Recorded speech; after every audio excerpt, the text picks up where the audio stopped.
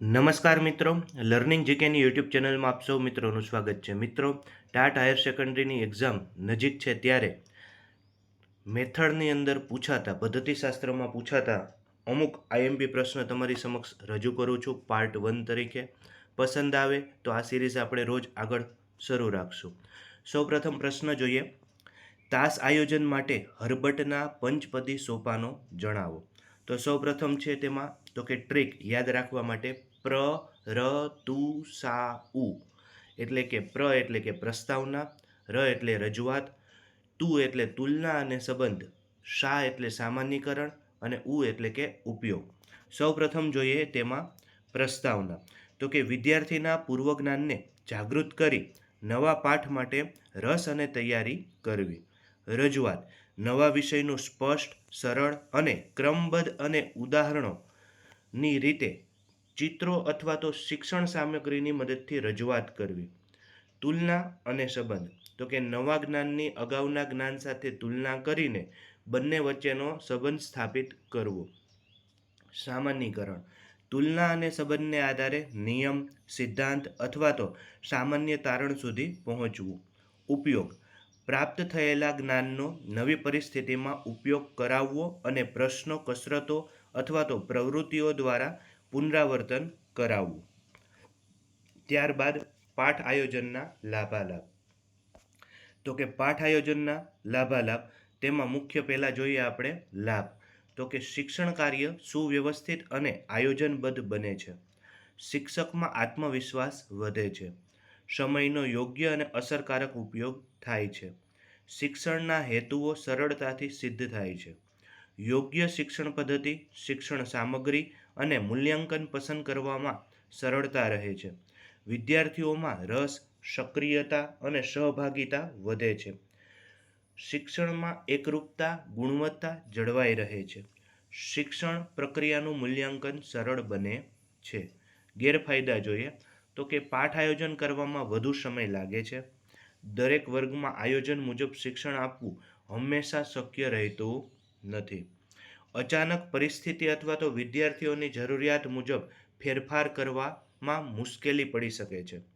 વધુ પડતું આયોજન એ શિક્ષકની સર્જનાત્મકતાને મર્યાદિત કરી શકે છે. મોટા વર્ગો અથવા તો વિવિધ ક્ષમતાવાળા વિદ્યાર્થીઓ માટે એક જ પ્રકારનું આયોજન પૂરતું હોતું નથી. દરેક પાઠ માટે વિગતવાર આયોજન કરવું કંટાળાજનક બની શકે છે. અને ઉપસાર અંતમાં પાઠ આયોજન એ શિક્ષણને અસરકારક, હેતુલક્ષી અને વ્યવસ્થિત બનાવે છે. તેની કેટલીક મર્યાદા હોવા છતાં સારો શિક્ષક પરિસ્થિતિ મુજબ લવચિકતા દાખવીને પાઠ આયોજનનો શ્રેષ્ઠ ઉપયોગ કરી શકે છે. ત્યારબાદ પાઠ આયોજનનું મહત્વ. તો કે પાઠ આયોજન એ શિક્ષક દ્વારા ભણાવતા પહેલાં કરવામાં આવતું સુવ્યવસ્થિત આયોજન છે. તે શિક્ષણને હેતુલક્ષી, અસરકારક અને રસપ્રદ બનાવે છે. તેનું મહત્વ નીચે મુજબ છે. શિક્ષણ કાર્ય સુવ્યવસ્થિત અને આયોજનબદ્ધ બને છે. શિક્ષણના નિર્ધારિત હેતુઓ સરળતાથી સિદ્ધ થાય છે. સમયનો યોગ્ય અને અસરકારક ઉપયોગ થાય છે. યોગ્ય શિક્ષણ પદ્ધતિ, શિક્ષણ સહાયક સાધનો અને પ્રવૃત્તિઓની પસંદગી સરળ બને છે. વિદ્યાર્થીઓમાં રસ, સક્રિયતા, શીખવાની પ્રેરણા વધે છે. શિક્ષકમાં આત્મવિશ્વાસ અને કાર્યક્ષમતા વધે છે. વિષયવસ્તુનું ક્રમબદ્ધ, સ્પષ્ટ શિક્ષણ શક્ય બને છે. વ્યક્તિગત તફાવતોને ધ્યાનમાં રાખીને શિક્ષણ આપી શકાય છે. પાઠના અંતે યોગ્ય મૂલ્યાંકન કરવું સરળ બને છે. સમગ્ર શિક્ષણ પ્રક્રિયાની ગુણવત્તામાં વધારો થાય છે. અને અંતમાં પાઠ આયોજન એ સફળ શિક્ષણનો પાયો છે. તે શિક્ષકને યોગ્ય દિશા આપે છે અને વિદ્યાર્થીઓને અસરકારક રીતે જ્ઞાન પ્રાપ્ત કરવામાં મદદરૂપ બને છે. તેથી દરેક શિક્ષકે પાઠ ભણાવતા પહેલાં પાઠ આયોજનને અવશ્ય કરવું જરૂરી છે. ત્યારબાદ કોઈ પણ 4 વાંચન દોષો જણાવો. અક્ષર જ્ઞાનનો અભાવ, અક્ષરો ઓળખવામાં ભૂલ કરવી, આ વાંચન દોષનો એક જે છે એ કહી શકાય. બીજું છે અલ્પવિરામ, પૂર્ણવિરામની અવગણના, એટલે કે વિરામ ચિહ્નો પર અટકવું નહીં. અસ્પષ્ટ ઉચ્ચારણ, શબ્દોને સ્પષ્ટ રીતે ન વાંચવા. પુનરાવર્તન, એકના એક શબ્દ કે વાક્યને વારંવાર વાંચવું. હવે એકના એક એમ 3-4 વાર બોલાતું હોય તો એ પુનરાવર્તન થાય રાખે તો એકનો એક શબ્દ બોલાતો હોય તો એ પણ વાંચન દોષની ખામી છે. ત્યારબાદ માઇક્રો ટીચિંગ અને સેતુ પાઠ વચ્ચેના 4 તફાવત જણાવો. તો માઇક્રો ટીચિંગનો સમયગાળો સામાન્ય રીતે 5 થી 10 મિનિટનો હોય છે, જ્યારે સેતુ પાઠનો સમયગાળો 35 થી 40 મિનિટનો હોય છે. માઇક્રો ટીચિંગમાં ઓછા વિદ્યાર્થીઓ હોય છે, જ્યારે સેતુ પાઠમાં વર્ગખંડમાં તમામ વિદ્યાર્થીઓ હોય છે. માઇક્રો ટીચિંગમાં માત્ર એક જ કૌશલ્ય પર ધ્યાન આપવામાં આવે છે, જ્યારે સેતુ પાઠમાં સંપૂર્ણ પાઠનું આયોજન હોય છે. માઇક્રો ટીચિંગમાં તાત્કાલિક પ્રતિપોષણ એટલે કે ફીડબેક મળે છે, જ્યારે સેતુ પાઠમાં પ્રતિપોષણ પાઠના અંતમાં મળે છે. ત્યારબાદ OHPની ઉપયોગિતા ટૂંકમાં જણાવો.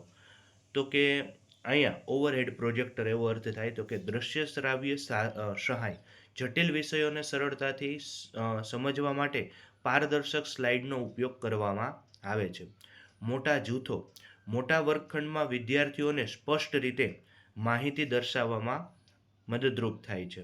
પૂર્વ તૈયારી શિક્ષકો અગાઉથી તૈયાર કરેલા ડાયાગ્રામ કે મુદ્દાઓ ઝડપથી રજૂ કરી શકે છે. ત્યારબાદ આદર્શ વાંચન કરતી વખતે કઈ કઈ બાબતો ધ્યાનમાં રાખશો. તો કે શુદ્ધ ઉચ્ચારણ, દરેક શબ્દનું ઉચ્ચારણ સ્પષ્ટ, શુદ્ધ અને વ્યાકરણની દ્રષ્ટિએ યોગ્ય હોવું જોઈએ. યોગ્ય આરોહ અવરોહ અને વાક્યના ભાવ પ્રમાણે અવાજમાં ચડાવ ઉતાર આવવો જોઈએ. વિરામ ચિહ્નનો આદર, પૂર્ણ વિરામ, અલ્પવિરામ, પ્રશ્નાર્થ ચિહ્ન આવતા હોય ત્યાં નિયમ મુજબ અટકવું જોઈએ. યોગ્ય ગતિ અને લય, વાંચનમાં બહુ ઝડપી કે બહુ ધીમું ન હોવું જોઈએ. મધ્યમ ગતિ જાળવવી ખાસ જરૂરી છે. ધ્વનિની તીવ્રતા, શિક્ષકનો અવાજ એટલો મોટો હોવો જોઈએ કે વર્ગખંડના છેલ્લા બાકડે બેઠેલા વિદ્યાર્થીને પણ સંભળાય. ભાવવાહી વાંચન, ગદ્ય કે પદ્યના વિષય વસ્તુનું હાર્દ સમજી હાવભાવ સાથે વાંચન કરવું જરૂરી છે. ત્યારબાદ વાત કરીએ તો ઉચ્ચારણ દોષો થવાના કારણો જણાવી તેના ઉકેલો જણાવો. સૌપ્રથમ જોઈએ કારણો. તો કે શારીરિક ખામી, જીભ, તાળવું, હોઠ કે દાંતની રચનામાં ખામી હોવી. ભૌગોલિક અસર, સ્થાનિક બોલીની અસરને કારણે અમુક શબ્દના ખોટા ઉચ્ચારણો થવા, જેમ કે શ, ઘણીવાર ચ પણ બોલતા હોય છે. શ્રવણ શક્તિની નબળાઈ, જો કોઈ બાળક કોઈ પણ શબ્દ સ્પષ્ટ રીતે સાંભળી ન શકે તો તેનું ઉચ્ચારણ જે છે તે ખોટો જ કરવાનો છે. માનસિક કારણો, ઘણી વખત ભય, સંકોચ, ઉતાવળ, લઘુતા ગ્રંથિ, આત્મવિશ્વાસનો અભાવ, આ બધા કારણો પણ હોય છે. અયોગ્ય અનુકરણ, ઘરમાં કે આસપાસના વાતાવરણમાં વડીલો કે શિક્ષકો દ્વારા ખોટા ઉચ્ચારણોનું આંધળું જે અનુકરણ પોતે કરતો હોય તો એને કારણે પણ એ થઈ શકે. અજ્ઞાનતા, વ્યાકરણના નિયમો કે અક્ષરોના સાચા ઉચ્ચારણ સ્થાન વિશે પૂરતી એને માહિતી ન હોવી જેને કારણે. ત્યારબાદ તેના ઉકેલો. તો કે શારીરિક તપાસ, જો ઉચ્ચારણ દોષ શારીરિક ખામીને કારણે હોય તો ડૉક્ટર કે સ્પીચ થેરાપિસ્ટની સલાહ લેવી જોઈએ. અરીસા પદ્ધતિનો ઉપયોગ, અરીસા સામે ઊભા રાખીને જીભ અને હોઠના સાચા હલનચલન દ્વારા અક્ષરો બોલવાનો મહાવરો કરાવવો જોઈએ. સાચું શ્રવણ, વિદ્યાર્થીઓને શુદ્ધ ભાષા અને સ્પષ્ટ ઉચ્ચારણ સાંભળવાની વધુમાં વધુ તક પૂરી પાડવી જોઈએ. ધ્વનિ વિજ્ઞાનનો પરિચય, અક્ષરો કયા સ્થાનથી બોલાય છે તેની ખાસ સમજ આપવી જોઈએ.